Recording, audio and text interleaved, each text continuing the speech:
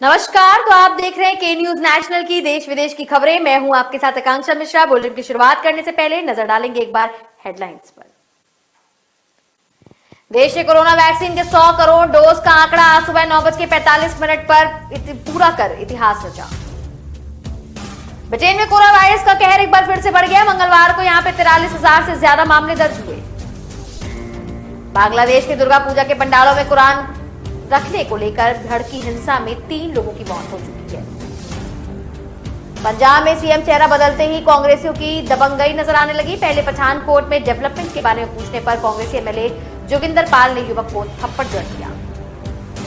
और केंद्रीय गृह मंत्री अमित शाह बुधवार को देर रात देहरादून पहुंच गए। भाजपा प्रदेश अध्यक्ष मदन कौशिक ने केंद्रीय गृह मंत्री का स्वागत किया। तो चलिए बुलेटिन की शुरुआत कर लेते हैं। बता दें कि देश ने इतिहास रच लिया है। जी हां, बिल्कुल सही सुन रहे हैं, क्योंकि देश ने कोरोना वैक्सीन के 100 करोड़ डोज का आंकड़ा आज सुबह 9:45 पर पूरा कर लिया है। देश में 16 जनवरी से कोरोना वैक्सीनेशन की शुरुआत हुई थी और आखिरी 20 करोड़ डोज 31 दिन में लग चुके हैं। अब तक विदेश में 75% युवा आबादी को कम से कम एक डोज तो लग ही चुका है। 31% आबादी को दोनों डोज लग चुके हैं। वैक्सीन के 100 करोड़ डोज पर होने का ऐलान करने के लिए सरकार ने खास तैयारियां की हैं। इसके लिए ट्रेन, प्लेन और जहाजों पर लाउड स्पीकर से घोषणा करने की योजना बनाई गई है। साथ ही 100% वैक्सीनेशन पूरा कर चुके गांव से कहा गया है कि उन्हें पोस्टर और बैनर लगाकर हेल्थ वर्कर्स का सम्मान करना चाहिए। 100 करोड़ डोज पूरा होने के मौके पर पीएम नरेंद्र मोदी दिल्ली के राम मनोहर लोहिया अस्पताल पहुंचे। करीब 20 मिनट तक यहां रुके और इस दौरान उन्होंने हेल्थ केयर वर्कर से बातचीत की। 100 करोड़ डोज पूरा होने के जश्न के सिलसिले में स्वास्थ्य मंत्री मनसुख मंडाविया आज एक गाना और एक फिल्म भी लॉन्च करेंगे। और ये कार्यक्रम दोपहर 12:30 यानी 12:30 बजे लाल किले पर रखा गया है। और बताया जा रहा है कि इस गाने में गाना कैलाश खेर ने आवाज दी है। लाल किले पर 1400 किलो का देश का सबसे बड़ा तिरंगा लगाने की उम्मीद भी है। तो वहीं ब्रिटेन में कोरोना वायरस का कहर एक बार फिर से बढ़ रहा है। मंगलवार को यहां 43,000 से ज्यादा मामले दर्ज किए गए, जबकि इस जानलेवा वायरस के चलते करीब 200 से ज्यादा लोगों की मौत हुई है, जो कि मार्च के बाद से एक दिन में वायरस के चलते जान गंवाने वालों की सबसे अधिक संख्या बताई जा रही है। स्थिति ये हो चुकी है कि यहाँ पर अस्पताल मरीजों से भरे हुए हैं। नए मरीजों को भर्ती करने के लिए जगह नहीं मिल पा रही है। रिकॉर्ड संख्या में कोरोना के मामले दर्ज होने के चलते देश की स्वास्थ्य सेवा से जुड़े प्रमुखों ने सरकार से अनिवार्य रूप से मास्क पहनने जैसे सख्त कोविड-19 रोकथाम नियमों को फिर से लागू करने के लिए अनुरोध किया है। लेकिन बोरिस जॉनसन की सरकार का कहना है कि एक बार फिर से यहां पर लॉकडाउन नहीं लगाया जा सकता। लगभग 1,39,000 लोगों की मौत के साथ ब्रिटेन वैश्विक स्तर पर मौतों के मामले में 8वें स्थान पर पहुंच गया। हालांकि यहां पर वैक्सीनेशन कार्य भी तेजी से हो रहा है। इसके बाद भी एक बार फिर यहां पे कोरोना से अपने पैर पसार रखे हैं। गौरतलब है कि प्रधानमंत्री बोरिस जॉनसन ने ब्रिटेन में लगभग सभी कोरोना प्रतिबंधों को हटा दिया था। हालांकि प्रधानमंत्री ने यहां पर फिर से लॉकडाउन लगाने की संभावनाओं से इनकार किया था। व्यापार सचिव कासी कॉर्टिंग ने कहा कि ब्रिटेन में लॉकडाउन लगाने से यहां की अर्थव्यवस्था पर अत्यधिक प्रभाव पड़ेगा, इसलिए यहां लॉकडाउन नहीं लगाया जा सकता है।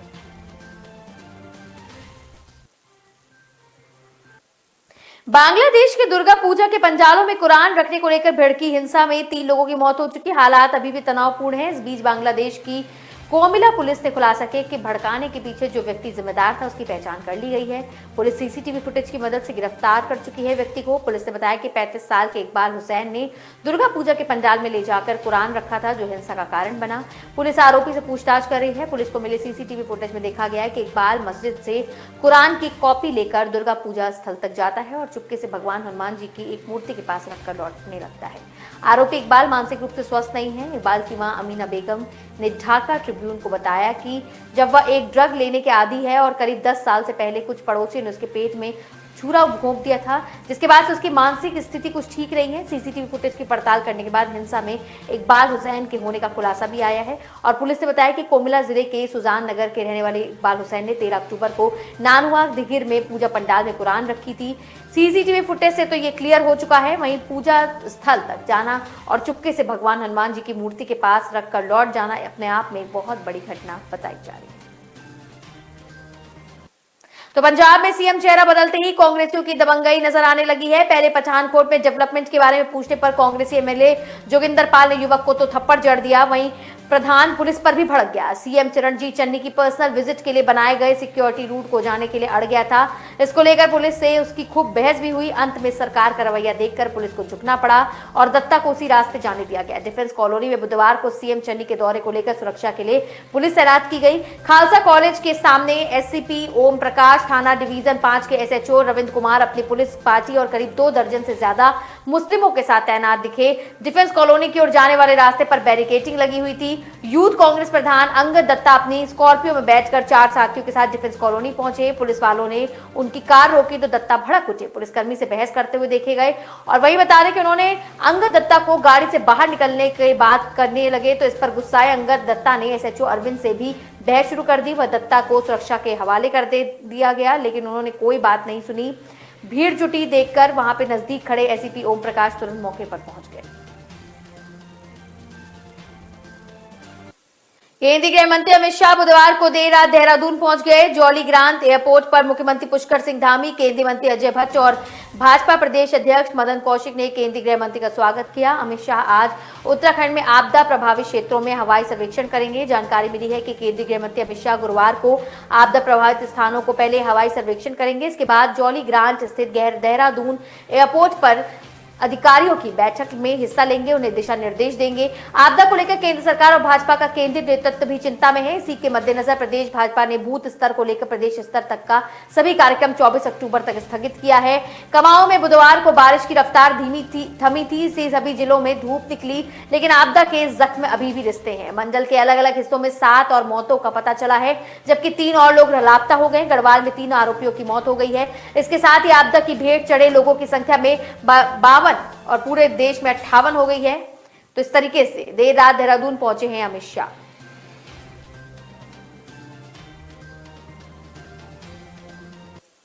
फिलहाल वक्त तो चलाएं एक छोटे से ब्रेक का, जल्दी हाजिर होंगे। हम जब छोटे थे ना, हजारों कछुए आते थे इस बीच पर। हाँ, मैंने भी देखे हैं।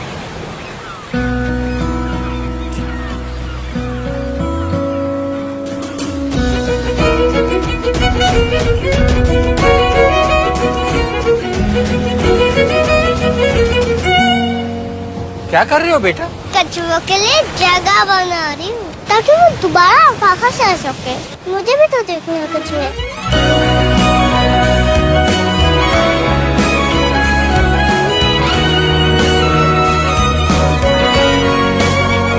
अगर कल को बदलना है तो पहले खुद को बदलना पड़ेगा। सर्फ एक्सेल में हमने भी की है एक शुरुआत खुद को बदलने की। Surf Excel matic liquid 100% eco friendly actives के साथ मुश्किल दाग निकाले और पर्यावरण का भी रखें ख्याल। तो ब्रेक के बाद आपका फिर से स्वागत है। आपको बता दें कि पूर्व अमेरिकी राष्ट्रपति डोनाल्ड ट्रंप अपना सोशल मीडिया प्लेटफॉर्म लॉन्च करने वाले हैं। इसका बीटा वर्जन चुनिंदा गैजेट्स के लिए नवंबर में उपलब्ध होगा। इस साल 6 नवंबर को ट्रंप समर्थकों की तरफ से अमेरिकी संसद में किए गए कैपिटल राइट के बाद ट्रंप को फेसबुक और ट्विटर ने बैन कर दिया था। तभी से ट्रंप इन कंपनियों के खिलाफ मोर्चा खोल चुके हैं। मौजूदा लिबरल मीडिया संघ को चुनौती देने वाला एक सोशल नेटवर्क खड़ा करेगा और सिलिकॉन वैली की बड़ी टेक कंपनियों के खिलाफ लड़ेगा, जिन्होंने अपनी ताकतों का इस्तेमाल करके अमेरिका में विरोध की आवाज को दबाया है।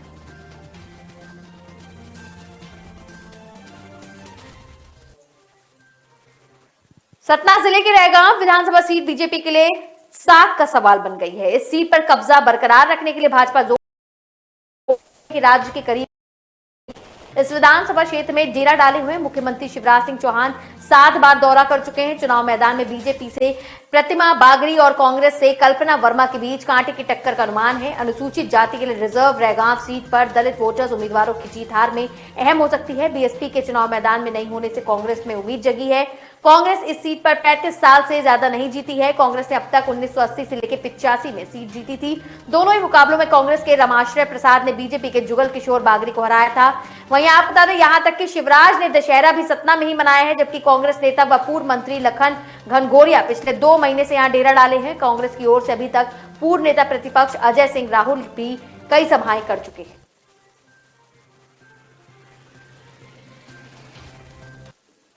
नगरीय प्रशासन एवं विकास संचालनालय ने दीनदयाल अंत्योजन योजना राज्य शहरी और आजीविका मिशन के तहत भर्ती निकाली।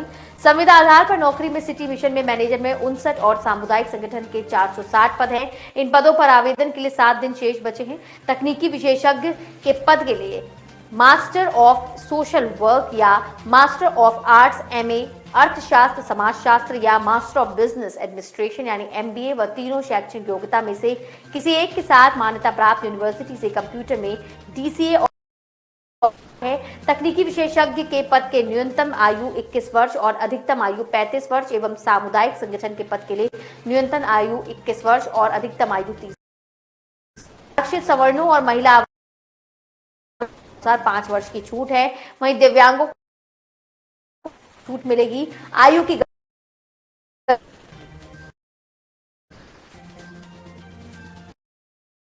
प्रदेश में 20 दिन में 17 बार ज्यादा तो महंगा डीजल हुआ है। डीजल अब 103 रुपए। अक्टूबर में डीजल पर 4 रुपए 56 पैसे बढ़ चुके हैं। इधर पेट्रोल में 114 रुपए 39 पैसे की लीटर से बिक रहा है। अक्टूबर में यह भी लगभग 4 रुपए महंगा हुआ। 20 दिन में एक बार में 17 से 19 पैसे बराबर हो गए। मध्य प्रदेश शहडोल, अनूपपुर और रीवा में मिल रहा है। भोपाल में 1 अक्टूबर को डीजल के रेट 99 रुपए 26 पैसे और पेट्रोल की कीमत 110 रुपए 56 पैसे की दर से बिक रहा था। 6 अक्टूबर को डीजल ने पहली बार 100 के आंकड़े को छुआ है। इसके बाद की कीमतें लगातार बढ़ती जा रही हैं। पेट्रोल भी खासा महंगा हो रहा है। खासकर त्योहारों में पेट्रोल डीजल महंगा होने का असर लोगों की जेब पर पड़ रहा है। वहीं बाजारों में भी दिख रहा है। थोक किराना कारोबारी अनुपम अग्रवाल ने बताया कि पिछले 6 महीने में डीजल काफी महंगा हुआ है। इस पर 15 रुपए प्रति लीटर तक बढ़ चुके। इस कारण माल भाड़े में भी बढ़ोतरी हुई है।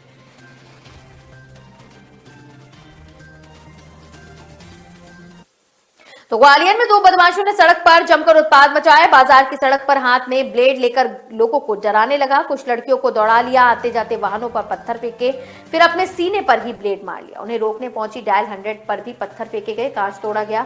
पुलिस जब तक इन बदमाशों को पकड़ती तब तक एक बदमाश भाग गया, जबकि दूसरा करीब 40 मिनट तक सड़क पर इस कदर हंगामा काटता रहा, उसे घेर लिया और सड़क पर ले जाकर खूब पीटा। कुछ देर बाद वह भी भाग गया।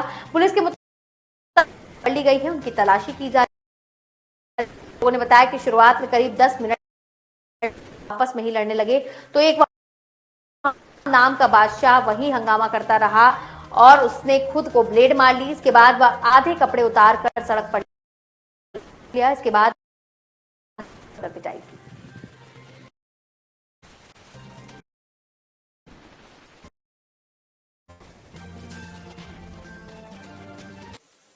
फिलहाल रुकेंगे यहाँ एक और छोटे से ब्रेक के लिए। हम जल्दी पापा हो या मम्मा हो, पापा हो या मम्मा हो, या मम्मा की अम्मा हो, या मम्मा की अम्मा हो, सबको हम सिखाएंगे, सबको हम सिखाएंगे, बिजली हम बचाएंगे, बिजली हम बचाएंगे। बत्ती पंखा गीजर हो, बत्ती पंखा गीजर हो, एसी हो या हीटर हो, एसी हो या हीटर हो, कभी न चालू छोड़ेंगे, कभी न चालू छोड़ेंगे। नेबर हो या टीचर हो, नेबर हो या टीचर हो, अकल से और मेहनत से, अकल से और मेहनत से, और पूरी हिम्मत से, और पूरी हिम्मत से, सबको हम सिखाएंगे, सबको हम सिखाएंगे, बिजली हम बचाएंगे, बिजली हम बचाएंगे, बिजली हम बचाएंगे। बिजली हम जवानों, बचाएंगे। जहाँ बिजली वेस्ट हो रही है वहीं अपनी बैटलफील्ड है, तो बिजली बचाओ देश बनाओ। तो ब्रेक के बाद आपका फिर से स्वागत है। बता दें 19 दिन बाद 18 मिनट के लिए मिले शाहरुख और आर्यन। बुधवार को ड्रग्स केस में याचिका खारिज होने के बाद जेल में बंद आर्यन खान से मिलने उनके पिता और अभिनेता शाहरुख खान मुंबई के ऑर्थर रोड जेल पहुंचे थे। पिता और पुत्र के बीच तकरीबन 18 मिनट तक की मुलाकात चली। शाहरुख के साथ उनके स्टाफ के कुछ लोग भी थे। हालांकि आर्यन खान से शाहरुख ने मुलाकात की है। जेल सूत्रों की माने तो पिता को देखते ही आर्यन टूट गए और फूट फूट कर रोए। 2 अक्टूबर को गिरफ्तार होने के बाद यह पहली बार है जब आर्यन के परिवार का कोई सदस्य उनसे मिलने पहुंचा है। सेशन कोर्ट से ऑर्थर की कॉपी मिलते बॉम्बे हाईकोर्ट में जमानत याचिका खारिज करने के विरोध में अपील दायर करने का प्रयास किया था, लेकिन ज्यादा समय हो जाने के कारण यह संभव नहीं हो सका। आज फिर सुबह 10:30 बजे आर्यन के वकील जमानत याचिका दायर करेंगे। यह कहा जा रहा है कि हाईकोर्ट में जस्टिस नितिन सांबरे की बेंच के सामने यह मामला आएगा। एनडीपीएस कोर्ट में आर्यन की बेल खारिज होने के बाद अब उनके वकीलों के पास सिर्फ एक हफ्ता बचा हुआ है। इस एक हफ्ते में वो आर्यन को बेल दिलवाने की पूरी कोशिश करेंगे। दरअसल 1 नवंबर को बॉम्बे हाई कोर्ट की दिवाली की छुट्टियां शुरू होंगी। इसके बाद कोर्ट 14 नवंबर के बाद ही खुलेगा। ऐसे में देखा जाए तो आर्यन की बेल के लिए सिर्फ 7 वर्किंग डेज यानी एक हफ्ते का ही वक्त बचा है।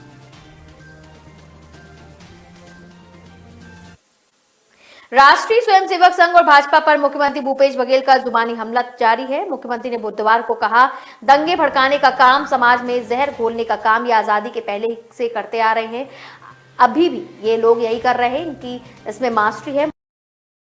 कि भारतीय जनता पार्टी और दोनों ऐसे हैं जिनके पास धर्मांतरण और सांप्रदायिक सौहार्द बिगाड़ने की मास्टरी है। जहां ये सरकार में नहीं होते हैं, इसी अस्त्र के माध्यम से वहां पे अस्थिरता पैदा करते हैं। इसी प्रकार से वो लोगों को भड़काने की कोशिश करते हैं। इन्हें शासन चलाना तो आता नहीं है। ये कोयला उपलब्ध नहीं करा पाए, ये ऑक्सीजन उपलब्ध नहीं करा पाए, पेट्रोल डीजल के भाव कम नहीं कर पाए, महंगाई कम नहीं कर पाए, इनसे स्थिति सुधर नहीं रही है। उसी प्रकार से दंगे भड़काने का काम, समाज में जहर घोलने का काम ये आजादी से पहले से करते आ रहे हैं।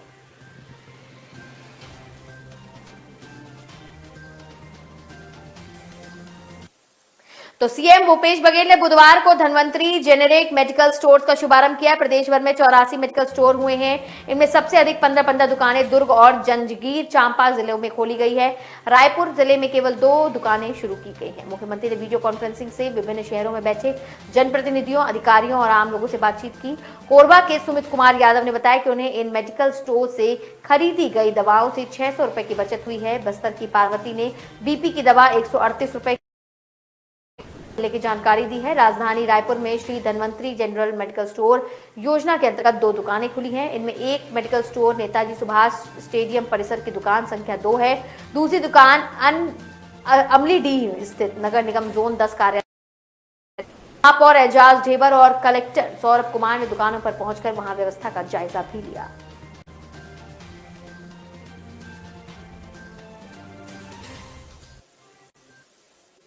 घरेलू मार्केट में आज कारोबार की शुरुआत मजबूती के साथ हुई। उस अमेरिका बाजारों में मजबूत क्लोजिंग का सपोर्ट मिला। कारोबार की शुरुआत सेंसेक्स 61,500 और निफ्टी 18,300 के पार चला गया।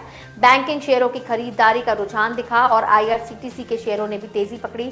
शुरुआती सत्र में सेंसेक्स शेयरों में मिला जुला रुझान रहा। सुबह 10 बजे उसके 30 में से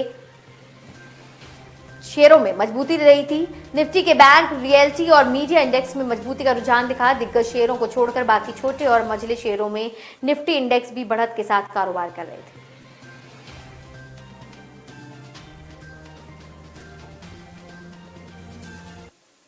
वहीं सरकारी तेल कंपनियों ने आज लगातार दूसरे दिन पेट्रोल डीजल के दामों में बढ़ोतरी की है। आज दिल्ली में फिर डीजल की कीमतों में 35 पैसे प्रति लीटर की बढ़ोतरी हुई है। पेट्रोल और डीजल की कीमतें बढ़ने के बाद दिल्ली में पेट्रोल 106 रुपए 94 पैसे की दर से और डीजल 95 रुपए 27 पैसे की दर से बिक रहा है। इस महीने 21 दिन में पेट्रोल डीजल 16 बार महंगे हो चुके हैं। राजधानी दिल्ली में पेट्रोल 4 रुपए 90 पैसे और डीजल 5 रुपए 40 पैसे महंगा हुआ। वहीं 2021 की बात करें तो इस साल 1 जनवरी को पेट्रोल 43 रुपए 96 पैसे और डीजल 74 रुपए 12 पैसे की दर से बिका। अब यह 106 रुपए 94 पैसे और 95 रुपए 27 पैसे की दर से बिक रहा है। तो इस तरीके से दरअसल लगातार पेट्रोल और डीजल के दाम में इजाफा हो रहा है। इस बुलेटिन में मेरे साथ अभी के लिए सिर्फ इतना ही, लेकिन तमाम सारी खबरों से जुड़े रहने के लिए, रूबरू रहने के लिए आप देखना ना भूलें के न्यूज नेशनल। नमस्कार।